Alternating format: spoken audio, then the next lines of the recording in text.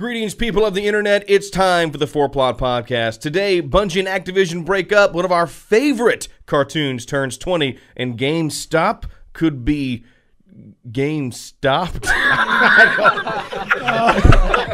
I don't know. Let's just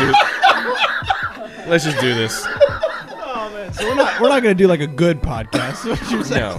No, not today. The Nintendo Entertainment System. Your parents help you hook it up. The Legend of Zelda sold separately. Welcome, everyone, to another week of the 4Plot Podcast, where we don't play video games too much. We play them just the right amount of time. Just enough. Just enough. Today on the microphone, we have at the Sucked Zone over here. Who wants to be named by gamer tag only today? All right. We've also got Richard here with us. Yo. Mike Williams. Yo. And Trevor Easterling. Also known as at...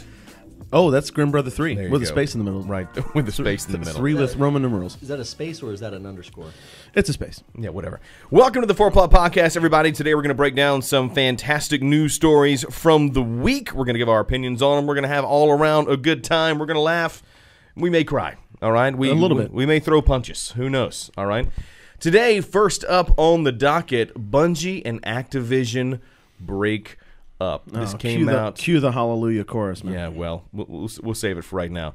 So we learned this week on Twitter from Bungie themselves that they are separating from Activision. Right here, I've got Kotaku notes that Activision's been disappointed with the revenue generated by Destiny 2. Activision wants Destiny 2 to be more accessible, while Bungie wants to create an experience that hardcore players can enjoy. However, if we think back, remember the first Destiny, launched in 2014. It was an immediate sales success, shipped $500 million worth of product on day one alone. That's not the life cycle of the game. That's day one, $500 million. But now they broke up. They split ways.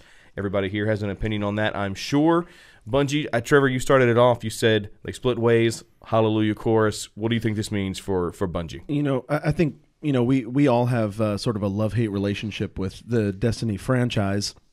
I remember watching the E3 sort of reveal. I'm not sure if you guys remember watching that. Yes. For the game, and just like I don't think I'd ever been quite as excited and hyped about a game before seeing that. There was just so many things that they were talking about. Not a lot of people know this.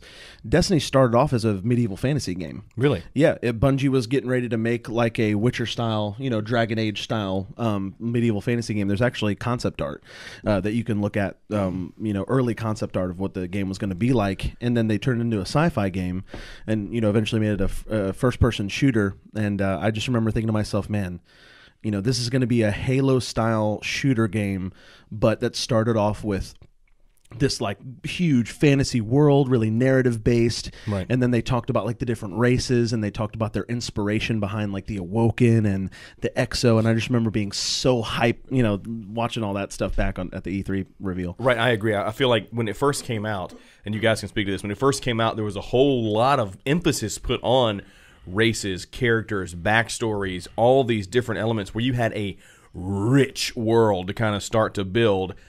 And then we played Destiny. And I'm not, we're not going to sit here and just take a crap on Destiny the entire time. Yeah. And what we got was the loot cave. Yeah. Well, Destiny's one of those games that I think has always had like crazy high potential. Right. Like, I truly think that if Destiny ever reached its potential, it would probably be my favorite game of all time. Agreed. It's just got that kind of like potential there, but I'm never going to say that about like a Call of Duty game or even like a Halo game, which I like, because it's just not, it just doesn't hit all those notes for me. But I don't think Destiny has ever even come close to hitting that point where you feel like this is the most the game can be. And the question is that Bungie's fault or is it Activision's? Because now we get to see. Now we get to see, and that's the thing. So as we expound upon it, what do you think this means for Bungie? I mean, the Bungie we know is Halo, right? I mean, that's really all we know unless you're a hardcore fan. You played Marathon, and that's a PC game. Nobody's played Marathon. Nobody. I mean, and if they are, they're 55 right now. I mean, Marathon came out like way long ago, early 90s or I don't. And if they've played Marathon, we just don't have that big of a fan base yet. So it's just sad though, because it seems like this was like an abusive relationship, I'm saying? Like, Yeah. like it was all about them just trying to get money from Activision, that is. And I think that was a lot of the criticism, that it was getting, is there was this split between the hardcore players Right. and the players that were, becoming new to the game. And I think they've got, they figured out a lot of things with the big expansion for Destiny 1, which is the Taken King. It was sort of like an overhaul of Destiny 1, and I think fixed a lot of the issues that a lot of players were having. Same thing with Forsaken. I think that they came in, Destiny 2 was a pretty good product. I enjoyed the campaign a lot more in Destiny 2, Mike. I know, okay. It would be hard to have a worse campaign than vanilla Destiny. Oh, I think absolutely. it was Very true. awful. I didn't even know the game ended. Like when I was playing, I got to like the Vex thing. I killed it, and I was like, and it's like all the end stuff started. I was like, that what? Like, What?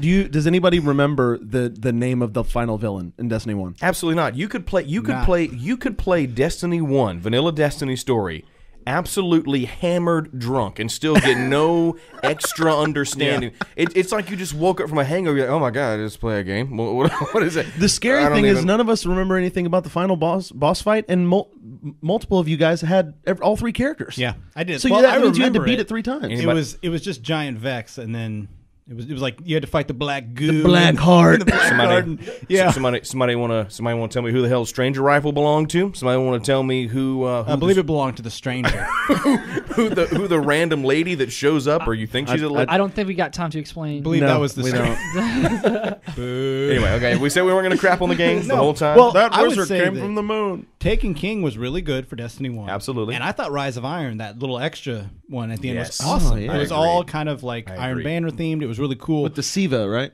Yes. Yeah, that was great. And then I thought Destiny 2, it was fun at first, but then you kind of realized that they didn't seem like they learned anything from Destiny Right. 1. It had a lot of flaws, and they'd introduced new ones Right. while they tried to fix other ones. And So once again, bringing it back on topic here, what does it mean for Bungie? What do you think it means for them to break away moving forward? This is the company that we know for Halo.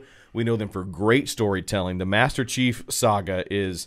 I mean, people would disagree with me. I love that narrative. I know Mike's giving me the eye right now. it wasn't bad. I'm just going to question whether it was like a great story. but Master Chief, you're invested into. You know what I'm saying? It was a solid, straightforward, like it had a purpose. It knew Right. what it was doing. It was good in that sense for sure. So, just opinion here. What does it mean for Bungie to take it over from Activision? What changes do you think Bungie will make? And what do you think they will do moving forward? And what do you think sparked this? I mean, obviously there's some kind of controversy or some kind of disagreement going on between Activision thinking it needs to make more money. And it says here, Bungie wanting to appeal more to the hardcore players and things they can enjoy. What does that mean? I think it means they're more open creativity for storyline or even things that they probably had ideas for that they probably couldn't implement because Activision was just stifling them.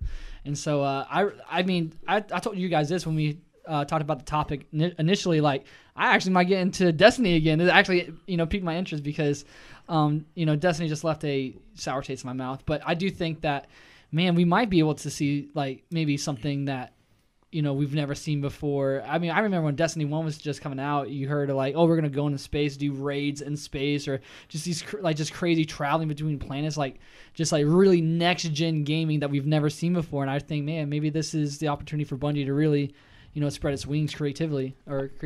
Yeah, I think if you boil down the sort of the Bungie secret sauce for great video game making, what you end up with, other than just a really, really nicely well thought out narrative, and it's interesting. I think Bungie was sort of going for this, but just never really hit the mark and never made it accessible enough. With Halo, whether you wanted the straightforward super soldier story or you wanted something a lot deeper, you could have both. Yeah. If you wanted, badly enough to know more about Master Chief's story, there was a ton of supplementary material. There's still to this day books coming out about it. There's all kinds of different things. You can read the Grimoire cards and get the same thing. And that's what I'm saying. So they, I think Bungie tried to do that with Destiny, but the way that they packaged it, like you couldn't even read any of the Grimoire cards in the actual In the UI game, in the game. yeah. And so that's the tough thing. I think if you boil it down, I don't want Destiny 3, if we're talking about the next installment and what that means, with the split happening. Right. I think some of the most memorable things that happened in Destiny 1 really remind me a lot of the things that made Halo great when Bungie was making it, and that is some of its quirkiness. You know, like the loot cave. I mean, some people saw it as a glitch, but how many memories did you make with your playing with your friends? Just farming the loot cave forever. I mean, I don't remember anybody swapping stories at the water cooler about how cool it was that we got this thing at the Eververse, this new dance.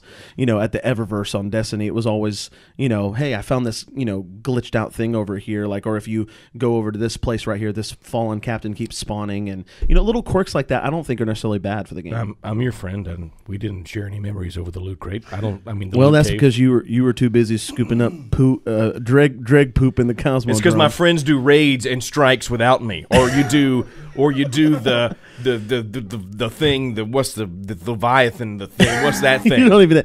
This is sad. This is really. What is sad. that? That's the raid, right? I'm interested. You raid without me. That's why. So I'm interested. Suck. And if you wouldn't mind sharing with us. Can we not call him that, please? Okay, Zone. So Zone.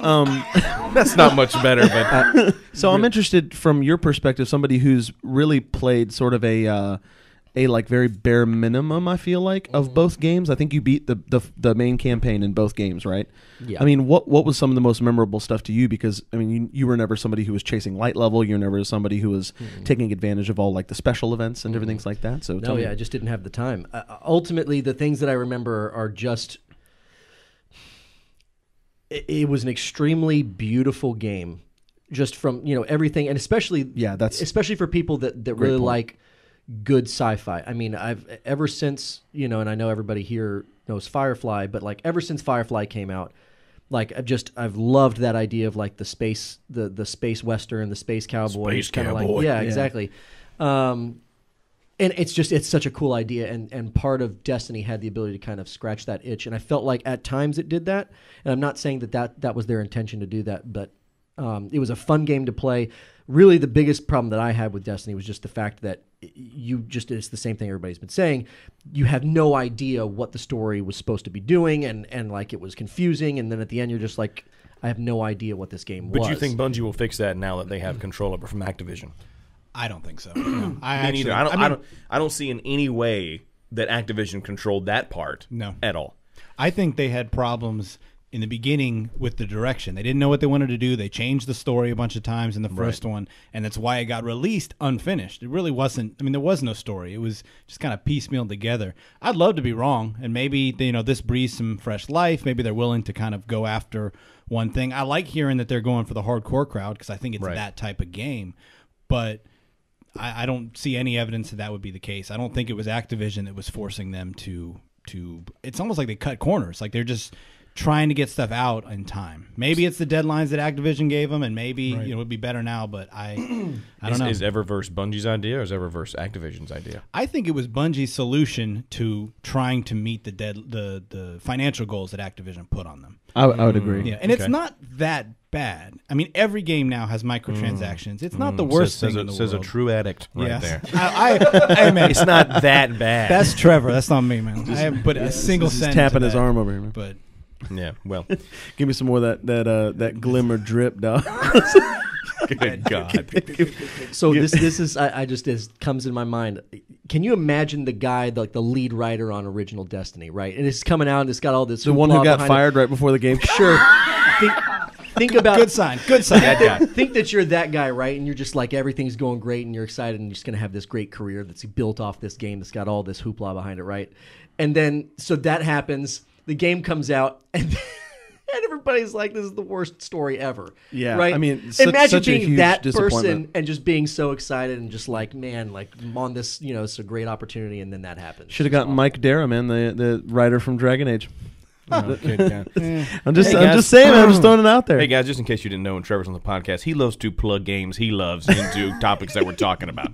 You're definitely going to hear about Critical Role at some point. You're definitely going to hear about Shadow of War. You definitely at some point, absolutely. Which, hey, Shadow of War. Speaking of Eververse microtransactions, they just slice theirs out. Maybe Bungie will do the same thing. They need to take a page out of Warner Brothers' book, man. Yeah. I'm going to say what my favorite part about Critical Role is that if you ever caught on to it, maybe months after it started, or maybe you're just catching on to it now, you recognize there's absolutely zero way to ever catch up to what's going on right now, and you probably never will catch up. It's 4 hours every episode. I mean, like, Matt watched it like 12 hours a day for like 2 months to catch Hey up. man, got to do something at work. Yeah, you Well, have to have a let's job not say that where allows he you. works on this podcast. One last question for you, Will, Yes. on this subject before we move on. Well, we don't have to move on. I mean, we got time. I mean, but what's your Nah, question? man. I was gonna say. I mean, if you're in charge of this podcast now and you tell us to move on, Trevor, I mean, we can move on. I thought I was getting the move on look from you. Sorry, I thought I was getting the move on eye. I'm just we're looking at this. I'm just kidding. It was a clock over here. So, from your perspective, so there have been times when I feel like me and you have had an absolute blast playing Destiny, and just like with pretty much everybody in this group, there are times when we've had legitimate like.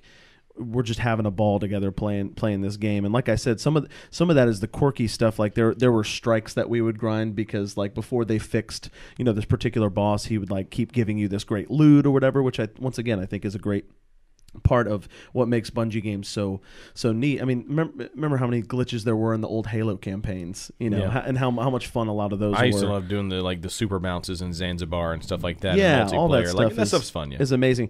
I think honestly, just if we're continuing to boil Destiny or Bungie games down, especially with this IP and like thinking about like what keeps us coming back, right? Like my thing is Destiny is a really like a really great game of dress up for me. okay. Like I mean, well. at its absolute core, like I keep coming back to the game because they keep telling me that there's new cool stuff, weapons and armor to Right. wear and use. So like for you, like what's the draw to like bring you back to Destiny? I'm excited for Bungie to take back over Destiny. Like Mike said, I don't know really what'll change. I'm sure there'll have to be some changes. If they don't make any changes at this point, I mean, they're going to lose a lot of, you can't blame it on anybody else at that point, right? People can't be like, oh, well, Bungie was great till they got bought back. Yeah, no more excuses. No more excuses to do it. But what would bring me back? I mean, if I had to review what took me away, Destiny 1's campaign was absolute garbage. Like it was fun. Like Andrew said, it was a beautiful game and it was great. But the deal is that once the story ended, you didn't know it was over. But I really enjoyed the after game of Destiny 1. It kept me going bounties. The Elder game. Well, I mean, yeah. That's what the fantasy games say. It kept me. Again with the fantasy crap. It kept me going with like bounties and stuff like that. I really played a lot more of Destiny 1 after the campaign. Sure. Destiny 2, I really loved the campaign a lot more. I thought that it had a great villain. I thought that, you got a lot more history of the Traveler. The Traveler really became more of a character in that Absolutely. game than just a big white mass in the sky. Tell you what, the speaker got the old stomp Yeah, treatment. speaker. The old stanky boot. Yeah, the old stanky boot. 1 minute. Trademark 4-plot right there. Stanky boot. Thanks for repeating that for me, Will. Yeah, I did. I just wanted appreciate to, that. You know that's all my comedy. Will, we is. didn't Just- hear it it's when just- Mike did yeah. it, so I'm really glad that He you goes did back it. you in the know- recording and kind of Yeah. drops my audio a little bit. That's really what I did. Look at He'll this probably just funny cut joke I you made. saying it. People are wondering what you're talking about right now because I cut you out. So Those cutscenes though, like by Blur. Oh that yeah, they Blur, were I mean, they were absolutely fantastic. phenomenal. But see, I thought Destiny 2's Endgame I was not a fan of. Like I really dumped out real fast. You didn't like Sparrow Racing League? No, man? absolutely not. I did Well, not. and they made it more casual. They got rid of all the random rolls. There wasn't as much stuff to go out and do after you finish the game, which is kind of them. I mean, a lot of people complained about the random rolls in Destiny 1, and then it changed into Destiny 2, and everybody complained again. Right, because people just love to complain. Well, I mean, the thing is, Destiny tries to appeal to everybody. They have the PvP, they have the PvE, they do it for casual and hardcore players. Right. A lot of those things are at odds with each other. You can't fix everything at the same time. And if they're going for one specific direction, which is hardcore players, maybe that'll be easier, but we'll see. Well, to wrap it up, I would say that and you guys feel free to add your final thoughts to it, but I feel like I'm excited. I still believe in Bungie. I really love their work. I think for all the complaining, like Mike said, everybody loves to complain on the internet. For all the complaining, Destiny's a great game. It's a beautiful game. If you could really start to hash out like the races and the backstories and the characters, and I don't know if my person could talk in the game.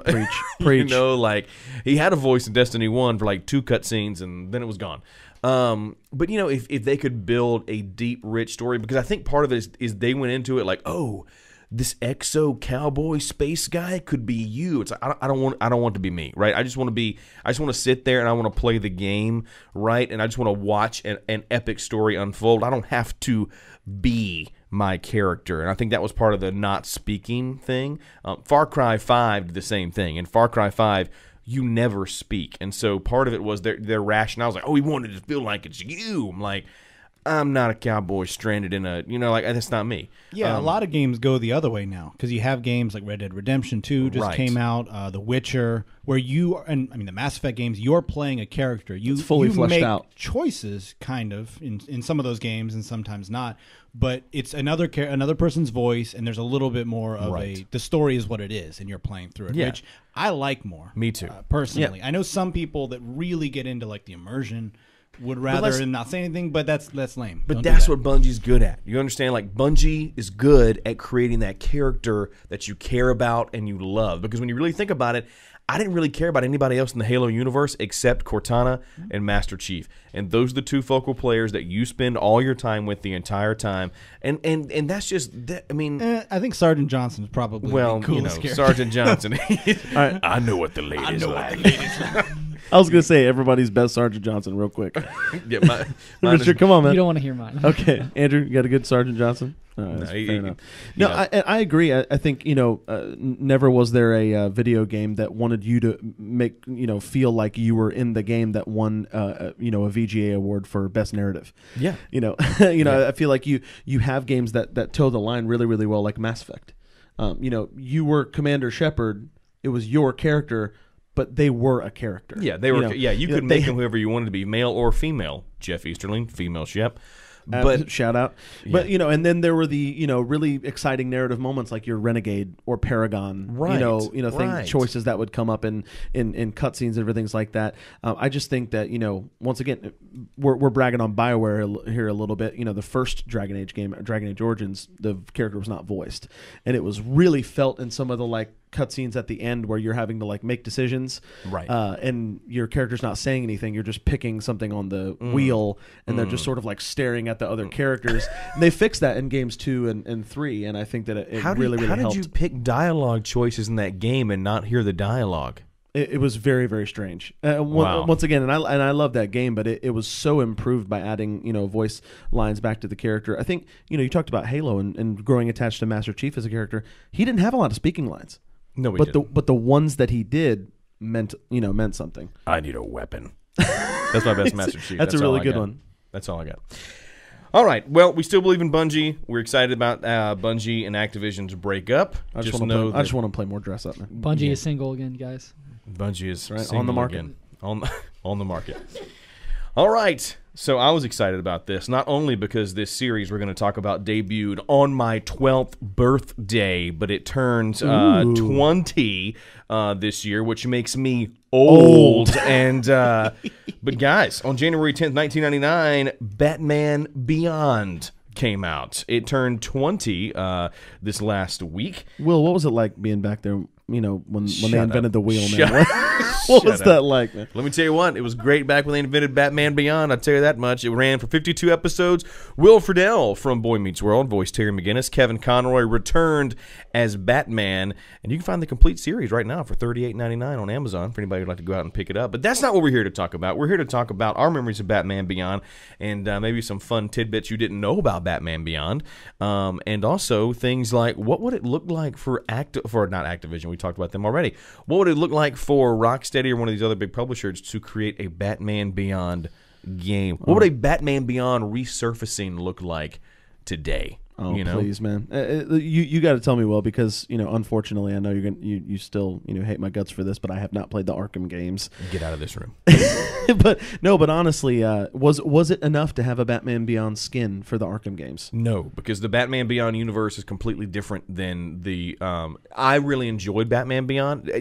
Mike, Richard, you guys you watch Batman Beyond? Did you guys see it? Yeah, you watched Batman Beyond? Not as much as you did, but I've seen enough of it. Yeah. Batman Beyond is in a different universe. It's more of like a futuristic flying cars. For anybody who's listening who may not know, right? Who may not know Batman? Okay, so anybody who may not know, Batman Beyond takes place. Bruce Wayne is now an old man. He passes off the bat suit. He was going to hang it up. He actually was Batman for a while, and he was going to hang it up, and then he ends up giving it to this kid named Terry McGinnis, who was kind of actually like a loner and kind of like a ruffian. Like he wasn't some stand-up like Dick Grayson. Well, I mean, Dick Grayson wasn't really a stand-up guy either. He had issues, but But They're all tortured souls. Right. He gives it to Terry McGinnis. Terry McGinnis becomes Batman. Batman is set in the future, of course. There's a futuristic suit. He can actually fly, jets in the feet. You know, he's got all kind of tech in the helmet and stuff like that. But the thing that everybody loved about Batman Beyond is just the outfit, man. You know what I'm saying? Like full black, head to toe, you know, big red bat across the front, you know. Didn't really understand how he breathed because he was just covered. The mask and his face were sort of one. Yeah. And what's weird in the Arkham games is they do that. Like you see like a face, but it's like a trash bag is over his head. Like it's very suffocating and it's That's not why cool. I will say a video game sounds awesome. Live action, what are you going to do? I don't know like, what you would do. Like how would I don't you know do? what you do, But but Here's the here- question: instead of if you're talking about a movie, could they do it like they did Into the Spider-Verse, Spider-Man? Oh, Yes. Oh. You're talking about the That'd futuristic be environment. fantastic. I mean, it's not as it's going to be much darker. I mean, the tone is darker, obviously, but wouldn't that be cool? I mean, maybe something different. That would be very Sign me cool. up. Because I am Oh yeah. sick and tired of regular And- superhero movies now. And bring Will Friedle back to voice. Oh, you and better. Kevin Conroy. You Like better. that'd be incredible. I mean, like, so a little fun fact here for you. Back in 2000, after the failure of Batman and Robin, which that's a whole other podcast on its own. that's its own podcast. What killed the Ice Age? What killed With the dinosaurs? The Ice Age. Yeah.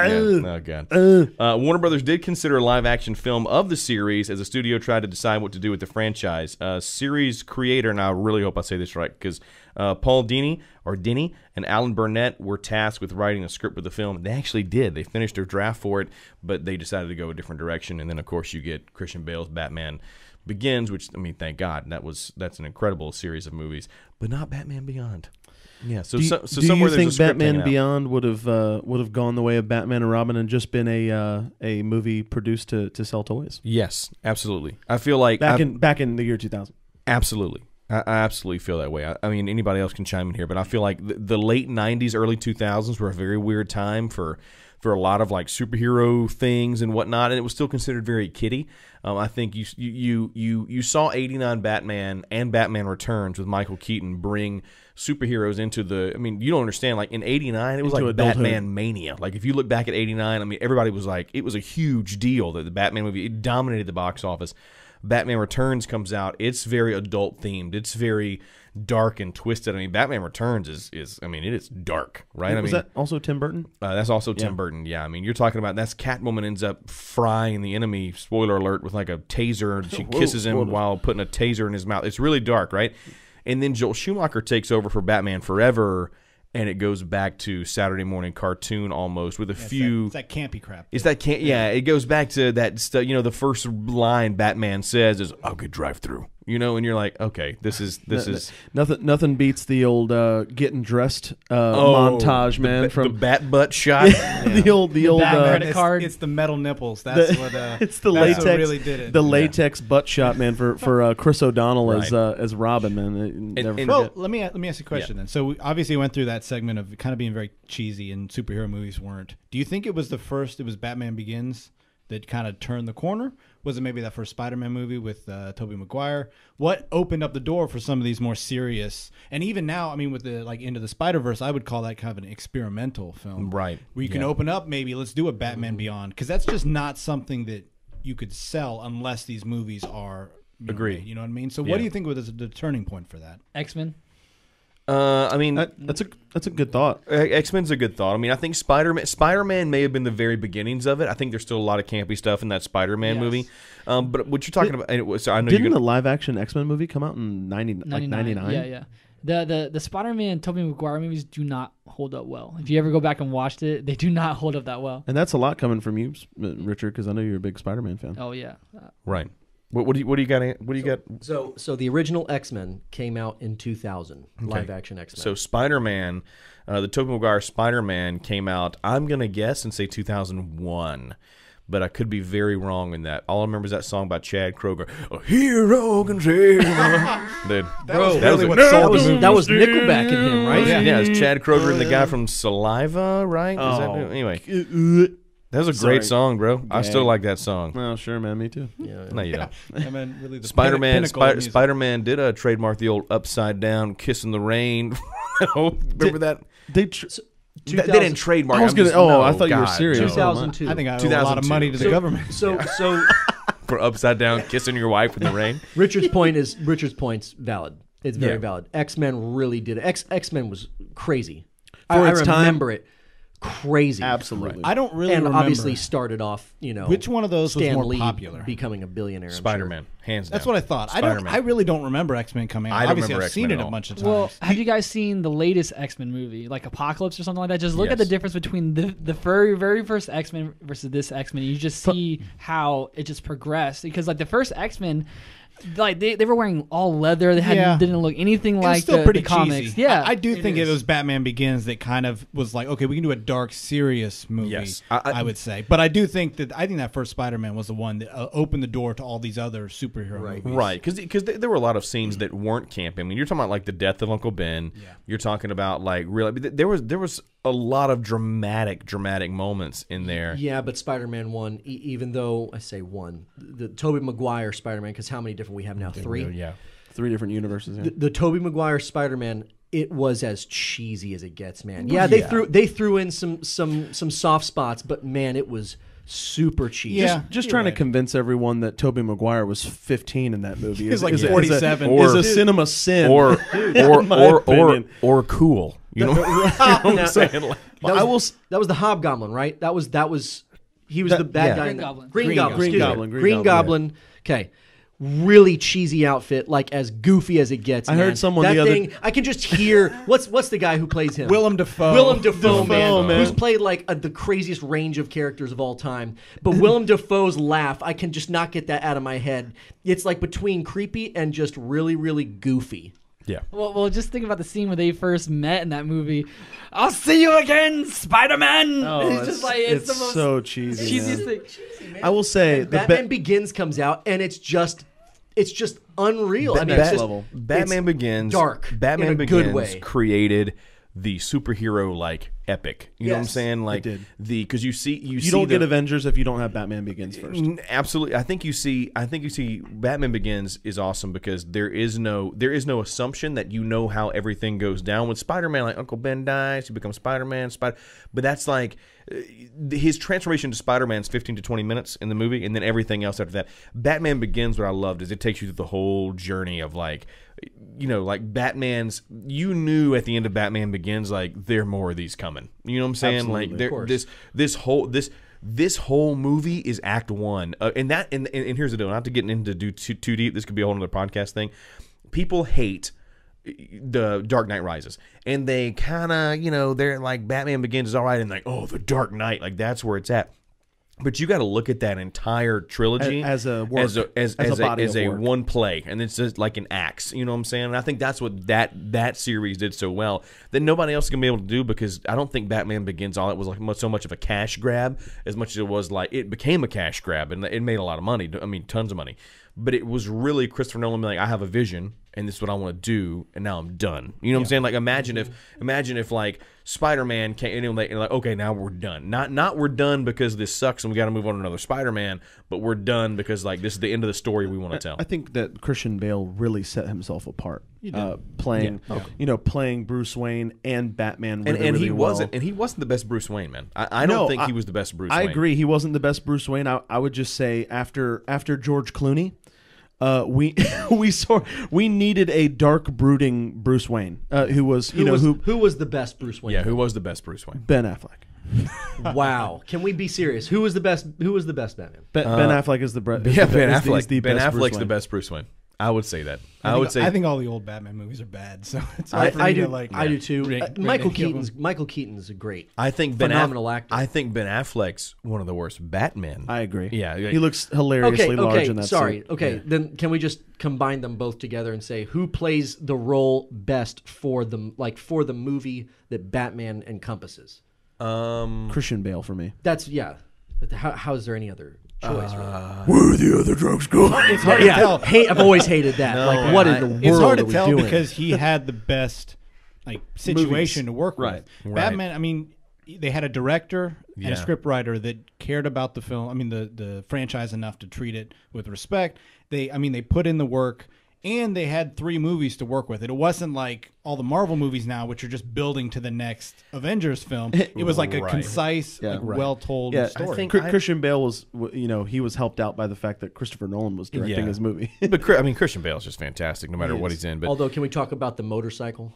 Oh yeah, can we just talk about the motorcycle? Definitely a cheesy thing added in. Didn't it have like a name? What was it? Or the Batmobile had a name. Batcycle? The Tumbler. The Tumbler. Well, I will say, when I saw that in the theaters the first time, everybody in the theater was like, "Whoa!" Yeah, it was. Yeah, cool. I mean, it was over the top. It's for the least common denominator. Let's not. But also, kid around also by the time that movie came out, what other superhero movies you basing that on? You know what I'm saying? I mean, in that time, now we live in a. Did you say Blade? Now we live in a superhero saturated world where now you see that and you're like, meh. But at the time, dude, there was nothing else to compare that to. And to answer your question, who I think the overall best Batman is, I'm sorry, man, I think it's Michael Keaton. I just really I really feel like Michael Keaton played Bruce Wayne very well. Like he was very suave and debonair, but not to the extent of like goofy like George Clooney was. And his Batman was just very much like brooding, but it still had like a little bit of like comedy in it at times where like when it was comedic to watch him try and fight crime without the use of his neck. but I'm saying like just that idea, like when he goes up in the bell tower, he's like, "Excuse me, you ever dance with the devil in the pale moonlight?" And then like just it's just like he brings it like I thought Michael Keaton's a really great Batman. By the way, fun fact, you mentioned X-Men Apocalypse, and I watched a video on this the other day, and it totally blew me away. Does anybody know the actor that played the character of Apocalypse in X-Men Apocalypse? Oh, I do.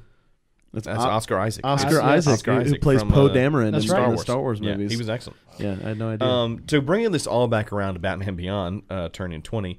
If does anybody have any Batman Beyond episode that stick out to them that you remember all these years later, or even any characters, or even any things that you may maybe not a Batman Beyond episode per se, but there was a Justice League Unlimited episode where it was like an alternate. They like were jumping through dimensions. Where they featured one of them, yeah, they jumped into the dimension of Batman Beyond. That was my favorite episode of.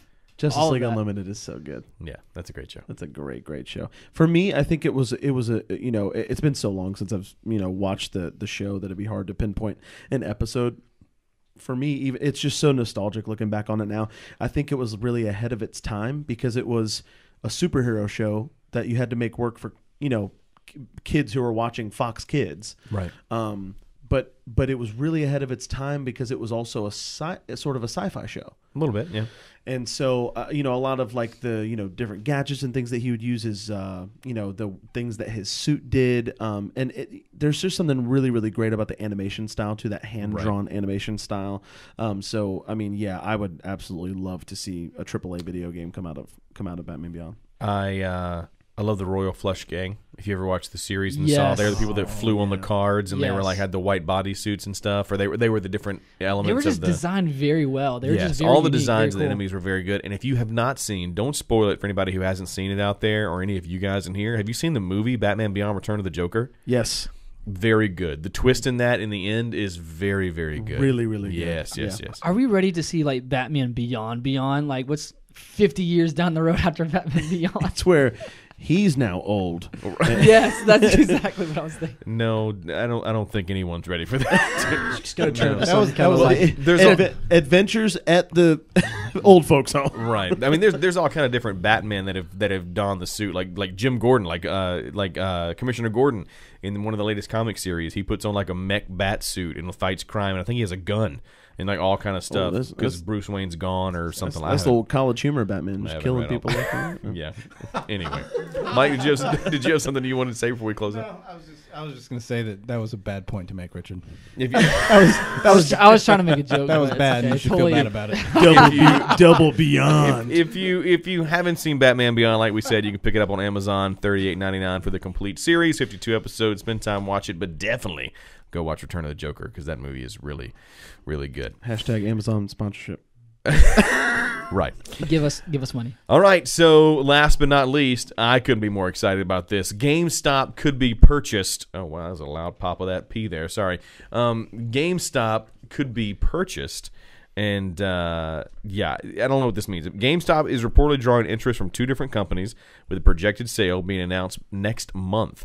With the rise in digital sales over physical and profit margins that rely too heavily on used game sales, the company has slowly started to report even more losses. I don't think anybody should buy them. I think they should close the doors. I think what GameStop does, unfortunately, we're never going to get a sponsorship from GameStop, so I'm not worried about it. But like, rot and die. Rot and die. I mean, a horrible death. Wait a second. GameStop is Your interesting. surly Hang on. sales staff. Hang on. GameStop is interesting because how many times have we not been able to afford a game unless it's been used? Although I can't say it too much because they drop used titles by like $5. Yeah, So exactly. Yeah, they drop Your criminally loose definition of used games. Yeah, yeah. I can't. Yeah. No, any thoughts on this? Any GameStop? You just want to get your GameStop woes out before we go further with this? Yeah, I got one right off the top of my head, man. Pre-ordered, and I'm sorry for this because it's another Dragon Age reference. But dear God, I'm sorry, it just keeps coming up. I pre-ordered Dragon Age Origins special edition. I think back then it was $100 or something like that. Way more than however your teenager should be spending on a video game. But I saved up. Spent the money, pre-ordered it at, a special edition at GameStop. You got the Blood Dragon armor, as a pre-order bonus, all different kinds of stuff. It came like a steelbook case. Well, I show up, midnight release and go to get my copy, and they hand me, a special edition of Dragon Age Origins. Only problem was the sleeve said PlayStation 3 instead of Xbox 360. And I don't own a PlayStation 3. Good. Just so the people know. Yeah, like, well, I own a Xbox 360, and basically when I said this is the wrong system, they said, oh well, I guess something must have been messed up in our system. So sorry about that. They didn't give you an Xbox 360, and that was the end of that. So I had to buy another copy of the game. Wait. Did they take it back though? No, I kept it. They were like, well, it's yours now. Wait. Like as if it was like printed with your name on it, like right, on the disc. Like here's the receipt. Everything it says in our system. It says PS3. So, but you couldn't look at it and be like, well, I want my money back. I have my receipt. I tried everything, and they were like, no, we can't. We've got a big line. We can't. Try and. So you went back. So you went back the next day, right? No. They can burn. Wow. They can burn. Half of that's on you. They can burn and die. They can burn and die, man. I will say, I think the only reason that they are going on, I mean, they've been losing money forever. Right. I don't think it's because of how horrible the people that work there are and how horrible their practices are. They are, right? But that's not the reason. Debatable. Right. Like, they're terrible they are people. The worst. Right. Everything. Well, I mean, you walk in there, it's awful, and they've been awful for a long time. Will, should we talk about? But it's not that. It's just because I think digital sales. I just think it's because of that. And I'm gonna say it right here at this table, and I know there's gonna be at least one person, Trevor, who's not gonna agree with me. If you're buying games on a disc, you're a fool. All right, I'm just saying it right now. True. You're a fool, man. Like there are people I know. You and Jeff, you guys like the cases and like the other things, and for special editions, it makes sense. You complain about switching discs out every time you have to do it. Right. Though. If you're I not don't do it anymore, guys. All right. And I had this written down in our notes today of like Xbox. If you don't remember this whole debacle when it came, the Xbox One was coming out, and they had no disc drive, and people lost their ever loving minds. Like everybody's like, you can't do this. Like I want to buy used games. Like it was really all based on like the used game market. Absolutely. I'll correct you. It did have a disc drive, but the game you bought, you put the disc in, and it was locked to your account. It was just like buying a digital copy. Okay, I thought they just had no disc drive. It did have a disc drive, but it was different because you couldn't really buy used games. That was the big thing. And you talk about ahead of your time. Clearly, I haven't bought a game on discs since. But here's what people don't understand, and hopefully they say this with their mouth. Whether they do it in action, I'm not really sure or not. What people don't understand is the advantage of GameStop going out of business and the advantage of not ever buying a disc anymore. Look at Steam and makes games cheaper. It makes games cheaper. Look how cheap Steam can offer, dude. Steam will offer the entire GTA collection for $8. And they don't care because it's a digital thing. There's no disc to print. No overhead. No disc to print. No shipping costs. There's none of that. It's like, hey, we made it. We put it out. Also, I feel like games would get to you faster. You know what I'm saying? Where it's like, hey, we're done. We're shipping it out. Depending. I mean, if it's Halo 5 Guardians, you're going to have to wait for that thing to download.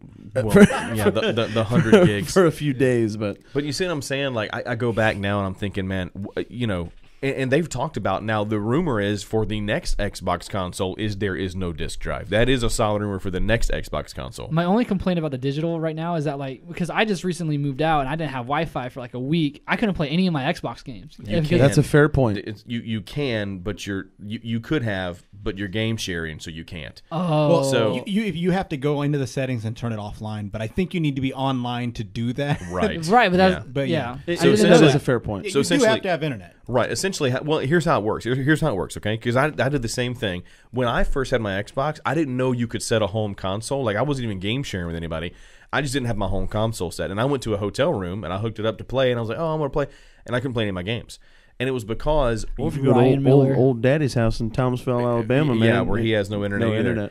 But the thing is like when you go when you go to any place with no internet, okay, and you start to try to play your games, it looks for, is this your home console? If it is your home console, you can play all your games. You just can't play them online, but you can play all your single player games, anything else. If your Xbox is not your home console, then you cannot play your games. So essentially, because when you game share, your, like Eric, one of our friends, is your person. So Correct, yes. your home box is Eric's box, and so you would need to sign in as Eric. I don't know how it would work, but anyway, Yeah. Shout out to Skidar 120. I'm getting too deep in this. You are a little I bit. am. man.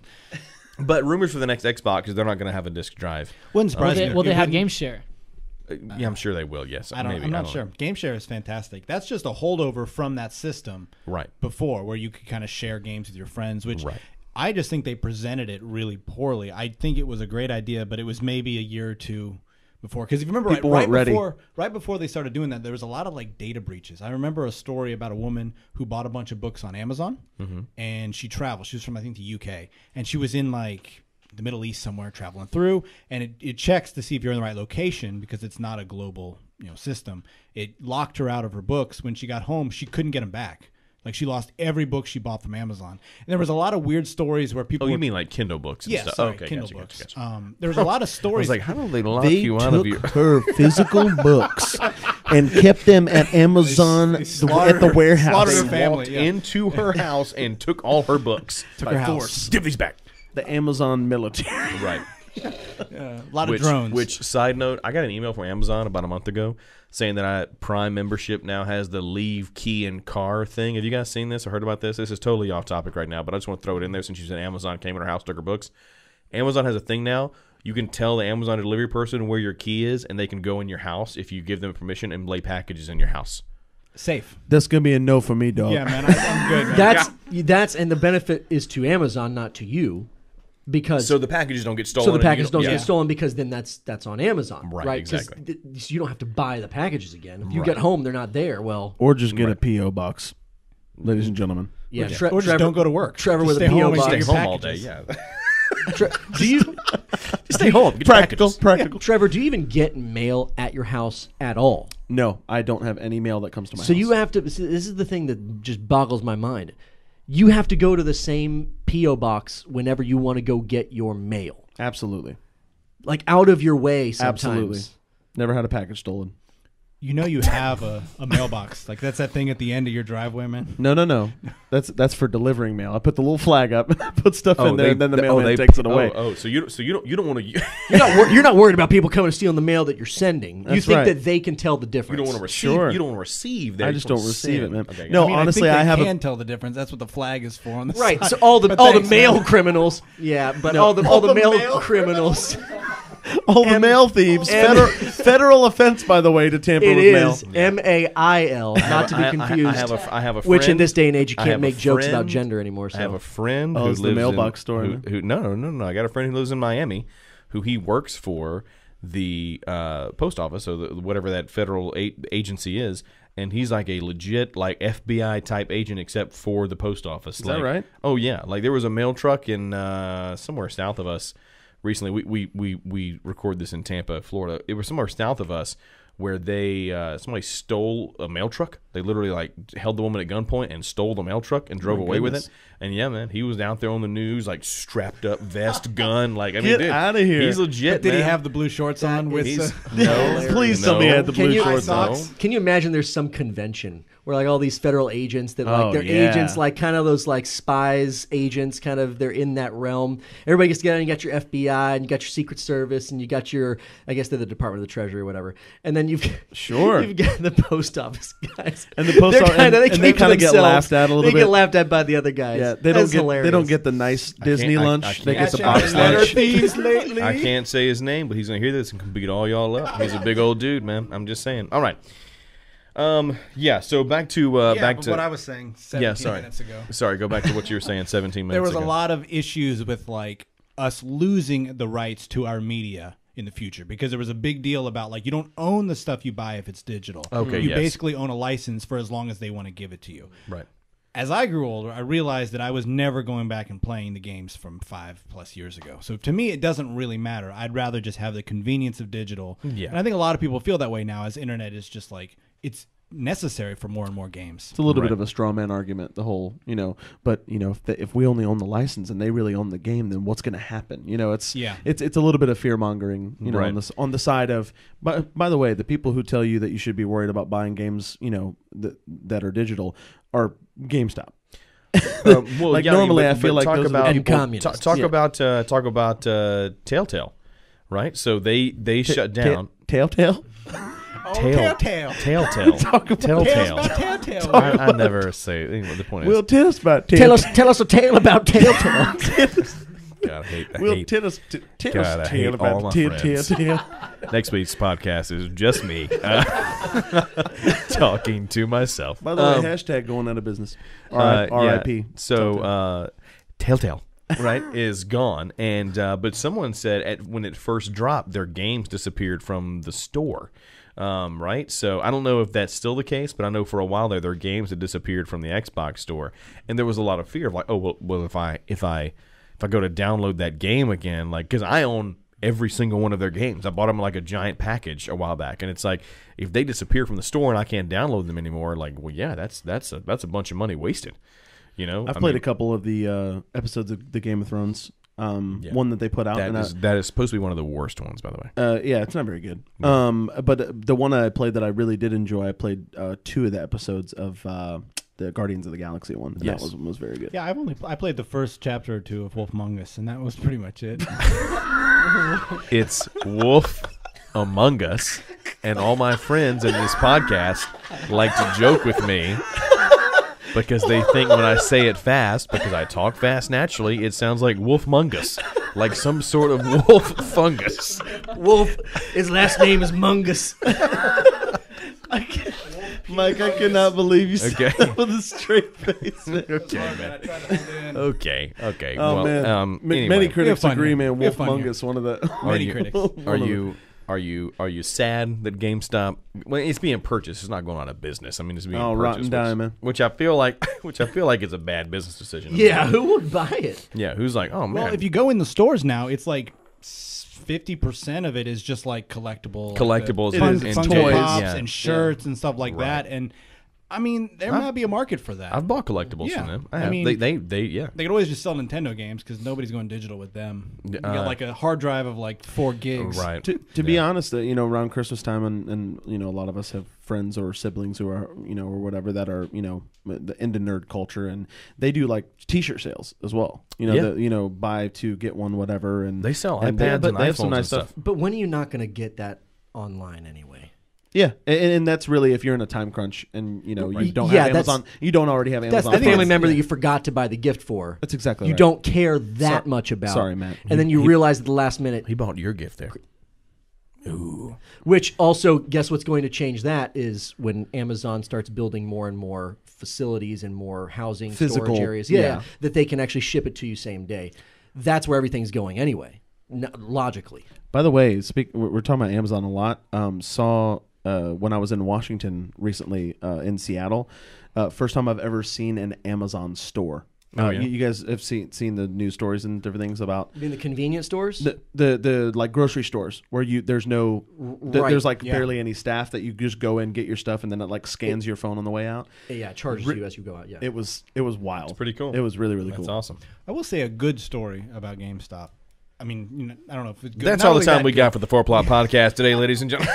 I'm just kidding. Keep going. I will say I sold some Nintendo games and some extra controllers I had, and that was what let me buy my Xbox One. Because I had a PS4, and all you guys had Xbox. That's a great point. So the only reason I was able to do that is because there was a deal where you got extra. Absolutely. You know. So there was some good stuff. I just felt like their service went so far downhill over like the last. I mean, just gradually over the last decade, and then with the improvements in digital media, it just I think we need to address an elephant in the room, in the fact that GameStop probably is going under due to the fact that Will sold like 20. We need to first of all, hilarious that Will invested in HD. I'm gonna take the last 5 minutes of this podcast, and I'm gonna tell you all a story about why I was not allowed to go into my local GameStop.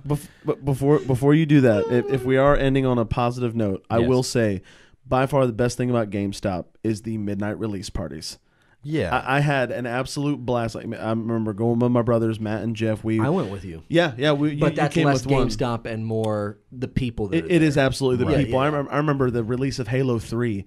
You know, people were driving up, blasting the soundtrack in their cars. People would come up with TVs that were hooked up to the power in their cars and like play the game immediately as they got it. I'd be interested to see if that still happens. I think that was a different era. I think it definitely was. It's something probably of the past, but that is a positive memory. Because now everything's online, nothing's local. I mean, you can't even, some of these games that we used to play couch co-op, you can't even play together anymore.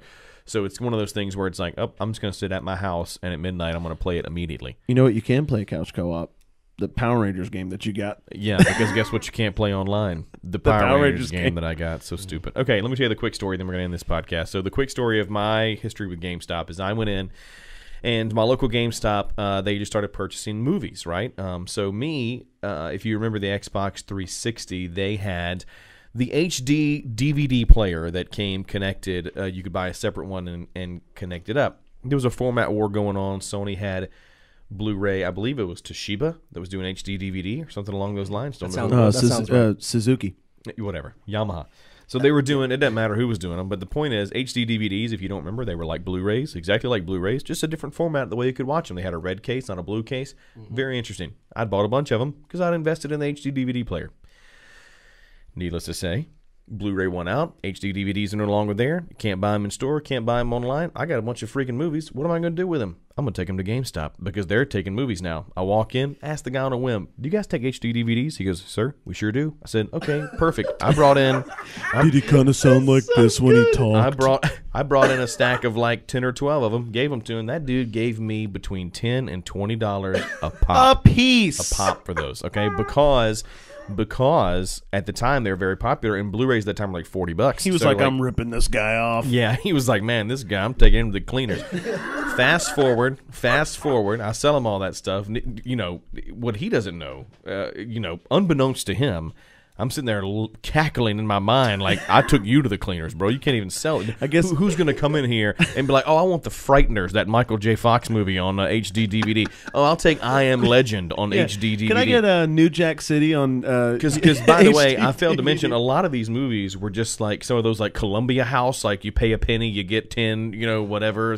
They were terrible movies. Like Peter Jackson's King Kong, which is not bad, but it's just you don't think about that. Like when you're sitting at the house, like, I don't want to watch Peter Jackson's King Kong. Yeah, that's not something you think about. No. So sold on the movies, walked back into that store probably 3 to 4 weeks later, and I walked in and I had some actual movies to sell. I was like, hey guys, you guys still buy movies? And the guy behind the counter, same guy I sold the HD DVDs to, looks at me, does not recognize me, okay? And if you want to know how I know, it's because what came out of his mouth next. He goes, yes sir, we do take movies, but we do not take HD DVDs. And I'm like, oh, okay. And then he said, yeah, because last week some guy, and he pointed behind him to the stack of movies that were still there. He pointed back and said, yeah, because some guy about 4 weeks ago hosed me on these. I got in big trouble on my manager and almost got fired for buying these HD DVDs. We do not buy these. And I'm like, I don't know who that guy was, but he was a real piece of trash, whoever sold you those. Dude, joke's on him, man. He forgot to check the New York Stock Exchanges, see what HD DVDs closed at the day before, man. So best of luck to you, GameStop, selling all my HD DVDs. I love how he said that he was hosed by some guy. Like he came in like he's gonna wheeling and dealing. So. DVDs. All right, guys, that's all the time we got for this week's 4Plot podcast. Do not miss next week's podcast. We're going to actually be breaking down Halo. The quintessential Halo ranking system is going to go down. See if your favorite Halo game takes the top title. As always, I'm Will Jackson. What's up? XCKX Sunny. Mike 4Plot. Hey, you know it's your boy, Grimbrother 3. And Trevor will not be on next week's podcast. Good night, everybody.